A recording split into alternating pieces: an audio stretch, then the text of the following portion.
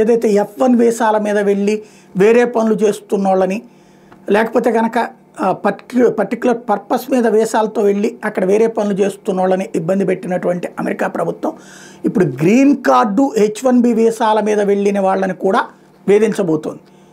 అలా వెళ్ళినటువంటి వాళ్ళ పరిస్థితి ఇప్పుడు రాబోయే రోజుల్లో ఏమవుతుందంటే ఎయిర్పోర్టులనే కూర్చోబెట్టి మాట్లాడతారు లేదా విడిగా పిలిపించి మాట్లాడతారు. H1B వీసా రూల్ ఏంటిది?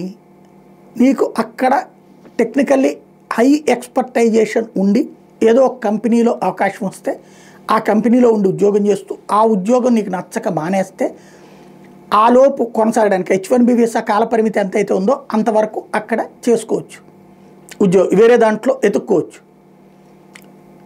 రెండోది గ్రీన్ కార్డు ఆల్రెడీ అక్కడ ఉద్యోగాలకి అనుమతించేటటువంటిది.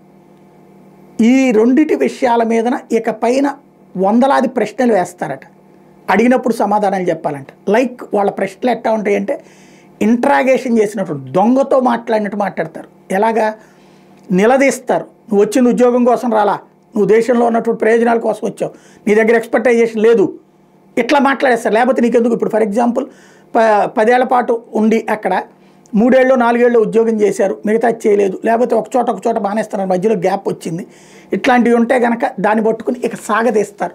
ఇది మనం చెప్పట్లేదు, వాళ్ళ అధికార యంత్రాంగం చెప్తోంది. గ్రీన్ కార్డు పొందినంత మాత్రాన వాళ్ళకి అమెరికాలో ఎల్లకాలం ఉండిపోయే హక్కు లేదంటూ ఉపాధ్యక్షుడు జేడీ వాన్స్ ఇటీవల చేసిన వ్యాఖ్యలు ఓ పక్కన భారత సంతతి వాళ్ళలో గుబులు రేపుతుంటే దానికి అనుగుణంగా గత కొన్ని వారాలుగా అమెరికా తమ వలస చట్టాలు మరింత కఠినతరం చేయడం, ఏదైతే వలసదారుల ఆందోళనలు మరింత పెంచుతోంది. ఈ క్రమంలో ఇటీవల అమెరికా వలస విభాగం అధికారులు కీలక అడ్వైజరీ జారీ చేశారు.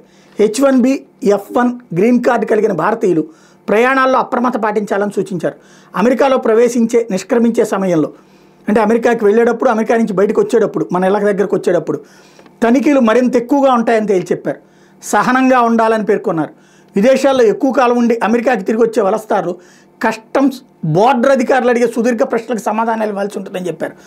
వలసదారులంతా తమ స్వదేశీ పాస్పోర్ట్తో పాటు అన్ని పత్రాలు ఎల్లప్పుడూ వెంట ఉంచుకోవాలని సూచించారు.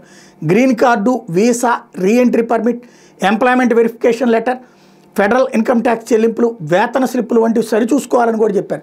విద్యార్థులైతే సంబంధిత కళాశాల, యూనివర్సిటీ ఇచ్చిన అనుమతి పత్రంతో పాటు యుఎస్ బ్యాంక్ ఖాతా వివరాలు కూడా చూపించాలని చెప్పారు. అదే సందర్భంలో అమెరికాలో అక్రమ వలసదారులు ఏరువేత లక్ష్యంగా ట్రంప్ నేతృత్వంలోని యంత్రాంగం చర్యలు తీసుకుంటున్న దిశలో సోషల్ మీడియా ఖాతాల మీద కూడా దృష్టి పెట్టారు. ఆ పరిధిని మరింత విస్తరించాలని ప్రతిపాదించారు. అమెరికాలో నివసిస్తున్న గ్రీన్ కార్డుదారులంతా తమ సోషల్ మీడియా ఖాతాల వివరాలు అప్పగించాల్సి వచ్చేటటువంటి పరిస్థితి ఉంది.